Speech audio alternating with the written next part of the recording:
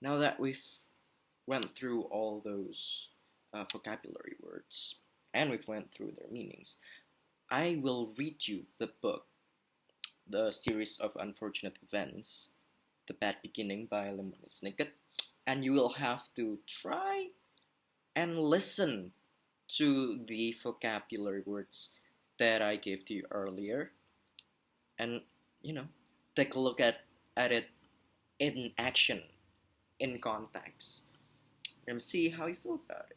We'll discuss about this. Now, of course, remember that you will have to take notes along the way. The cardinal note taking methods I have shown you earlier. You know, you might as well do the paper division now, like divide the paper in three now, just to save time. Yeah, I mean, however many papers you need, take two just to be safe. I don't know. Oh, big paper. Yeah, if you got big paper like that, just one. So, and reminder, you will have to, in the end, you will have to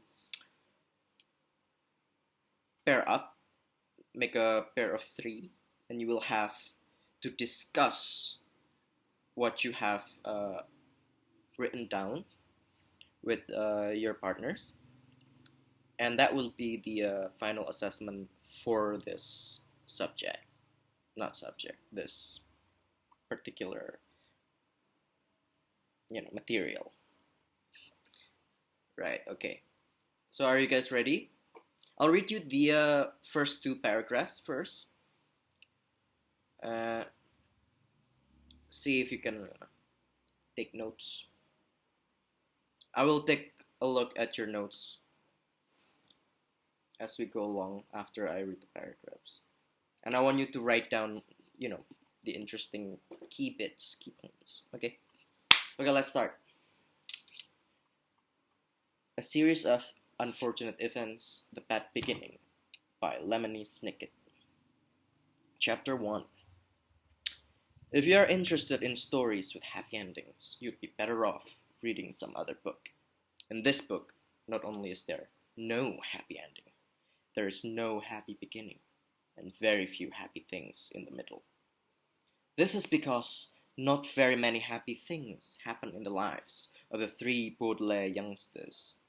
Violet, Claus, and Sunny Baudelaire were intelligent children, and they were charming and resourceful, and had pleasant facial features. They were extremely unlucky, and most everything that happened to them was rife with misfortune, misery, and despair. I'm sorry to tell you this, but that is how the story goes. Their misfortune began on a day at Briny Beach. The three Baudelaire children lived with their parents in an enormous mansion at the heart of a dirty and busy city, and occasionally their parents gave them permission to take a rickety trolley. The word rickety, you probably know here, means unsteady or likely to collapse, alone to seashore, where they would spend the day as a sort of vacation as long as they were home for dinner. This particular morning it was grey and cloudy, which didn't bother the Baudelaire youngsters one bit. When it was hot and sunny, Briny Beach was crowded with tourists, and it was impossible to find a good place to lay one's blanket. One grey and cloudy days, the Baudelaires had the beach to themselves and to do what they liked. Okay? Taking notes? Put down your pens for now. Right, okay.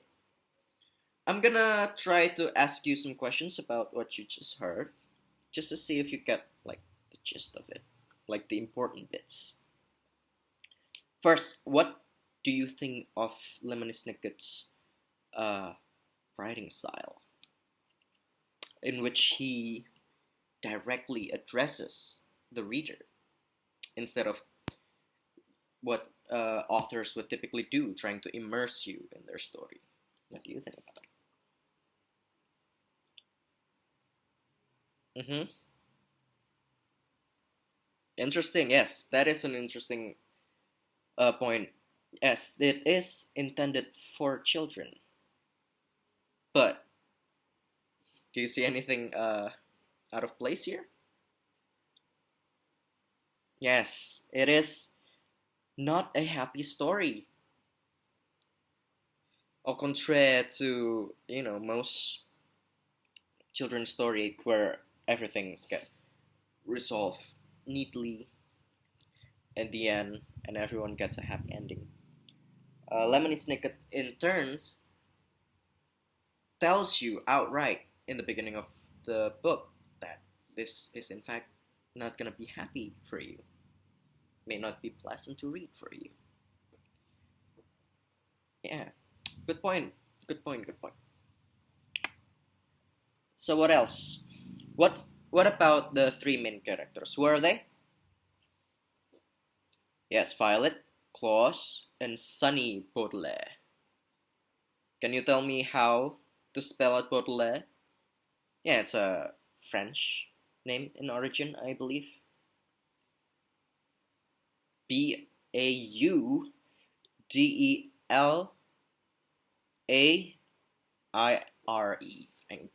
Thank you. Very good. And what about them? What do you notice about them from the description given by Mr. Snicket? That they're extremely unlucky. Very good. And what about their appearances? Pleasant facial features. Yeah, do you know what that means? Pleasant facial features? What is pleasant? Nice to look at. Yeah, yeah.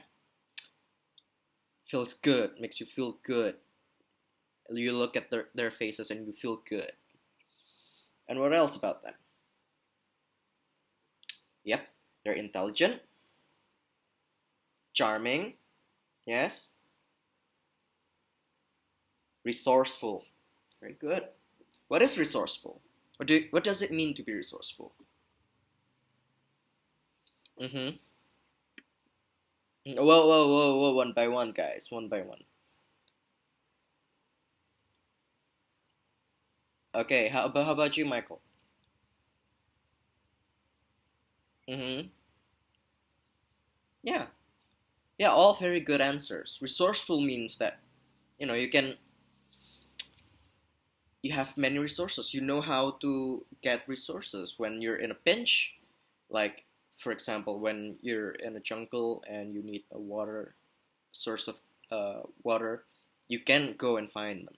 Or in a class when you don't know something, you're resourceful enough to like have a book that you can consult, something like that. Okay, and in this story, it is said that their misfortune begins where? The briny beach. Good. What is briny? Brine. Acidic. Yes. Now, can you guess why the beach is called briny beach? Is it in any way to serve the story? Like to set the tone, set the mood? Could be. Okay, okay. I think we should be carrying on the next two paragraphs. I'm gonna read it to you, two paragraphs at a time, so you can have easier time taking notes. Okay, carrying on.